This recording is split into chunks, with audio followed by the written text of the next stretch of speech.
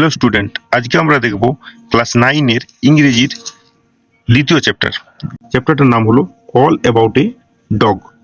ঠিক আছে, কার লেখা? AG Gardiner. দেখো আমরা একটু লেখক পরিচিতি নিয়ে জেনে নিই।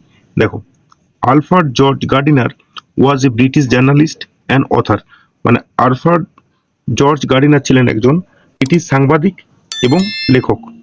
ঠিক আছে, হিজ এসেজ মানে তার যে প্রবন্ধগুলো ছিল সেগুলো written under the pen name মানে হচ্ছে ছদ্মনাম।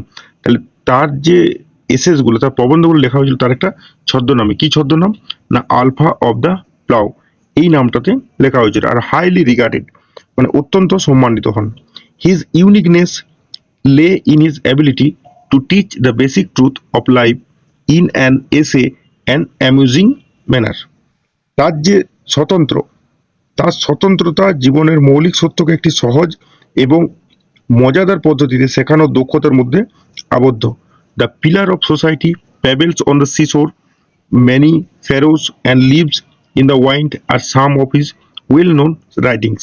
তার কিছু বিখ্যাত যে রাইটিংসগুলো লেখা ছিল সেগুলোর মধ্যে ছিল the pillars of society, pebbles on the seashore, many furrows and leaves in the wind. এগুলো ছিল কি তার বিখ্যাত গ্রন্থ।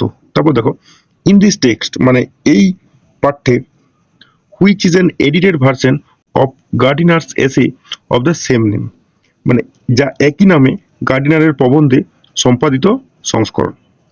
The author observe how a bus conductor makes a lady go up to the uncovered top of a double-decker bus on a freezing evening just because she is carrying a dog.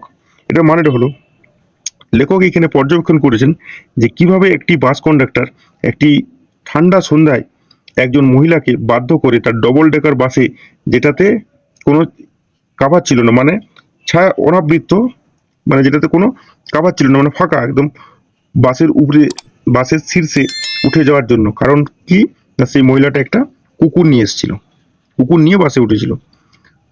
While watching the incident and its reaction among other passengers, the author wonders whether rules should be tempered with goodwill in order to make them more human. অন্যান্য যাত্রীদের মধ্যে ঘটনাটি এবং এর প্রতিক্রিয়াটি পর্যবেক্ষণ করার সময় লেখক বিস্মিত হয়েছিলেন যে নিয়মগুলি আরও মানবিক করার জন্য তাদের সদিচ্ছার দ্বারা পরিচিত করা উচিত। ঠিক আছে, এরপরে আমরা টেক্সটটা দেখব। দেখো, I was traveling in a bus, মানে আমি একটা বাসে করে ভ্রমণ করছিলাম। It was bitterly cold night, মানে এটা ছিল খুব একটা শীতল রাত। ঠিক আছে, মানে ঠান্ডা রাত্রি। And even at the far end of the bus the east wind cut like a knife. আর এমনকি বাসের খুব শেষ প্রান্তে পূর্ব বাতাস মানে পূর্ব দিকের বাতাস ছুরির মতন কাটছিল, তার মানে বাতাসটাকে ছুরির মতন লাগছিল, এতটাই ঠান্ডা ছিল। দ্য বাস স্টপড, মানে বাসটা থামলো। And two women and a man got in together and fill the vacant place. ঠিক আছে, বাসটা থামলো এবং দুজন মহিলা এবং একজন লোক একত্রিত হয়ে বাসে উঠলেন এবং যে খালি জায়গাগুলো ছিল সেগুলো পূর্ণ করে দিলেন। দ্য ইয়াঙ্গার ওমেন, মানে যে একটু কম বয়সী যে মহিলাটা ছিল, ক্যারিড এ লিটিল পেকনিস ডগ। পেকনিস একটা মানে যে তাদের মধ্যে যে কম বয়স্ক মহিলাটা ছিল তিনি কি করেছিলেন, একটা পেকনিস কুকুর নিয়ে উঠেছিলেন।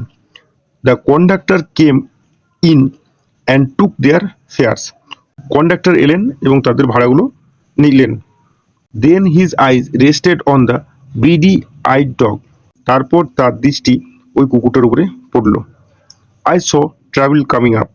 আমি দেখলাম এবারে কিছুটা ঝামেলা হবে। This was the opportunity for which the conductor had been waiting. মানে এটাই ছিল সেই সুযোগ যে সুযোগটার জন্য কন্ট্রাক্টর অপেক্ষা করেছিল। And he intended to make the most of it. এবং সবচেয়ে বেশি এটার ইচ্ছাই করছিলেন। I had marked him as the type who had a general vague grievance about everything. মানে আমি তাকে এমন ধরন হিসেবে চিহ্নিত করেছি যার সমস্ত বিষয় সম্পর্কে সাধারণ একটা অস্পষ্ট অভিযোগ ছিল। He seems to have a particular grievance against passengers who came and sat in his bus while he shivered at the door. তার মনে হয় যাত্রীদের বিরুদ্ধে কোনো বিশেষ অভিযোগ ছিল যারা এসেছিল এবং তার বাসে বসেছিল যখন সে দরজায় কাঁপছিল। ঠিক আছে, তারপর দেখো, you must take that dog out, মানে আপনাকে অবশ্যই কুকুরটি নিয়ে বাইরে যেতে হবে। হি সেড, মানে সে বলল। ঠিক আছে, I shall certainly do nothing of the kind, মানে আমি অবশ্যই এই জাতীয় কিছু করব না। You can take my names and address, তুমি আমার নাম আর ঠিকানা লিখতে পারো। সেড দ্য ওমেন, ওই ওমেনটা বললো। যখন তাকে বললো যে তোমাকে এই কুকুরটা নিয়ে বাইরে যেতে হবে, তখন মহিলাটা কি বললো, যে আমি এরকম কিছু করবো না, মানে আমি যাবো না, তুমি আমার নাম আর ঠিকানাটা নিতে পারো। She said, evenly expected the challenge and knew the reply. তিনি স্পষ্টতই এই চ্যালেঞ্জেরই প্রত্যাশা করেছিলেন এবং তিনি উত্তরটি জানতেন। You must take the dog out, that's my order, আপনাকে অবশ্যই কুকুরটি নিয়ে বাইরে যেতে হবে, এটা হচ্ছে আমার অর্ডার, মানে এটা হচ্ছে আমার আদেশ। I would not go on the top of the bus in such weather, মানে এইরকম আবহাওয়াতে আমি বাসের উপরে যাব না। ইট উড কিল মি, মানে এটা আমাকে মেরে ফেলবে। সেড দ্য উমেন, এটা ওই মহিলাটা বলল। Certainly not, said her lady companion, মানে তার সাথে যে সঙ্গী ছিল, কম্পিনিয়ন মানে সঙ্গী, সে বলল অবশ্যই না। You have got a cough as it is, মানে আপনার এমনিতেই কি আছে না, কাশি আছে। ঠিক আছে, তারপর বলছে it's nonsense, said her male companion, তার সাথে যে পুরুষ সঙ্গীটি উঠেছিল সে কি বলল, যে এটা একটা বাজে কথা। ননসেন্স মানে বাজে কথা।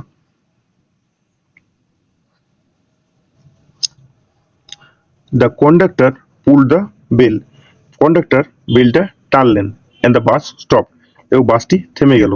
The bus does not go on until the dogs is brought out, মানে বাসটা চলবে না যতক্ষণ অবধি ওই কুকুরটাকে না বের করা হচ্ছে বাসের থেকে।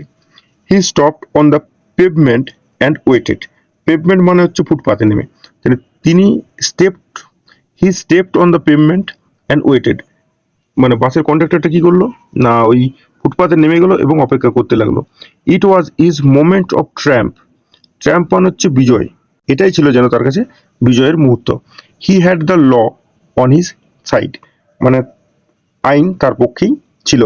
Everybody in the bus was on the side of the lady and her dog, বাসের মধ্যে সমস্ত যাত্রীরাই ওই মহিলাটার এবং কুকুরটার পক্ষই ছিল।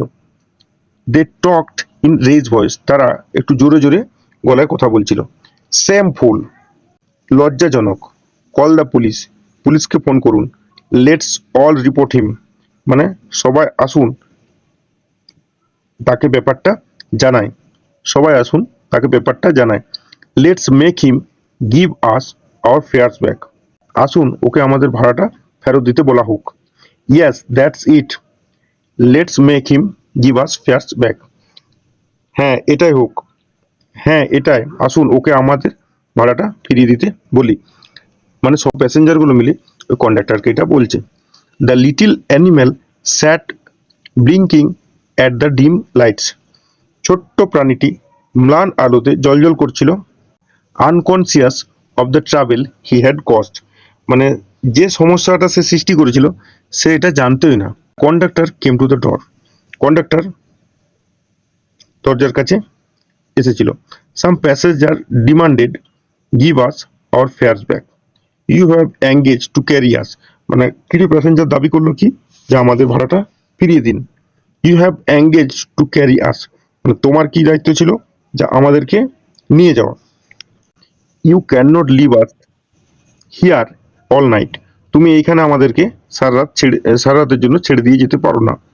No fares back said the contractor, contractor কি বললো, যে কোনো ভাড়া ফেরত হবে না। আজকে আমরা এতটা অবধিই পড়লাম, পরের দিনে বাকি পার্টটা আলোচনা করা হবে। যদি ভিডিওটা ভালো লাগে তাহলে চ্যানেলটিকে সাবস্ক্রাইব করে রাখো এবং লাইক কমেন্ট আর শেয়ারটা একটু করে দিও। Thank you.